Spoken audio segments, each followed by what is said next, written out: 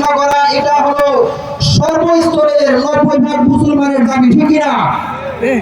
যারা এই সমস্ত মুসলমানদেরকে নিয়ে যারা খেলা করতেছে, মুসলমানদেরকে নিয়ে যারা খেলার মধ্যে লিপ্ত রয়েছে, আর যারা কাদিয়ানীকে এখন পর্যন্ত কাফের ঘোষণা করতে যারা দেরি করতেছে, আমরা অতি বিলম্বে বলতে চাই, আমরা বলতে চাই অতি সত্বর কাদিয়ানীকে কাফের মশান্ত দেখতে চান, তাহলে সমস্ত সালাম বলে আরাফাত নবীর আলা নবিয়্যা বাদি মুহাম্মদুর রাসূলুল্লাহ সাল্লাল্লাহু আলাইহি ওয়াসাল্লাম শেষ নবী, তারপরে আর কোন নবী নাই। এটা সংসদে পাস করতে করতে হয়তো মনে হয় সংসদে একদিন ভেঙে চূর্ণ বিচূর্ণ হয়ে যাবে, তারপর সংসদে হয়তো পাস করতে পারবে না।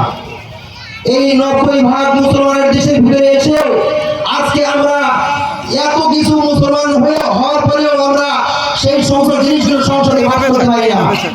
ইনশাআল্লাহ আফগানিস্তানের মধ্যে সংসদ যাবে, তালিবানরা যাবে সংসদ দখল করেছে, ইনশাআল্লাহ আগামীতে সংসদ দখল করে কাদিয়ানীদেরকে কাফের ঘোষণা করবে, ইনশাআল্লাহ। আপনারা সকলে রাজি আছেন তো নাকি? ইনশাআল্লাহ মাথার পাগড়ি কোমর বেঁধে আগামীতে নামতে হবে। আল্লাহর রাসূলের ইজ্জত সম্মান রক্ষার্থে সর্বস্তরের মুসলমানদেরকে ঝাঁপিয়ে পড়তে হবে। সকলে রাজি আছেন নাকি? ইনশাআল্লাহ। সকলে হাত তুলে উঁচু করে দেখেন, ইনশাআল্লাহ। সর্বস্তরের নিজের সন্তানদেরকে আল্লাহ রাসূল সাল্লাল্লাহু আলাইহি ওয়াসাল্লাম যখন যুদ্ধের ময়দানে যাইতো, নিজের সন্তানকে, নিজের কুলের সন্তানকে আল্লাহ রাসূলের সামনে দিত আর বলতো, ইয়া রাসূলুল্লাহ, আমার কুলের সন্তানটাকে নিয়ে যান। আল্লাহ রাসূল বলল, তোমার এই কুলের সন্তান দিয়ে আমি কি করব? সাহাবী বলছে, আমার বড় স্ক্রিনে কথা মুহাম্মদুর রাসূলুল্লাহ সাল্লাল্লাহু আলাইহি ওয়াসাল্লাম প্রিয় নবীর সামনে যখন প্রিয় নবীকে যখন কি মারবে, আমার কুলের সন্তানটাকে আপনি ঢাল হিসাবে ব্যবহার করবেন। সুবহানাল্লাহ। নবীর মর্যাদা, নবীর সম্মান আর নবীর ইজ্জত কেমন ছিল সাহাবায়ে কেরামের দিকে তাকাইলে বোঝা যায়, ঠিক না? না, আজকে তেমনি নবীর সাহাবীদের মতো ঈমান নিয়ে সামনে অগ্রসর হতে হবে। সংসদ থেকে যদি কাদিয়ানীদেরকে কাফের ঘোষণা না করা হয়, তাহলে এই জুলাইয়ের বিপ্লব সম্পূর্ণ বৃথা চলে যাবে, ঠিক না?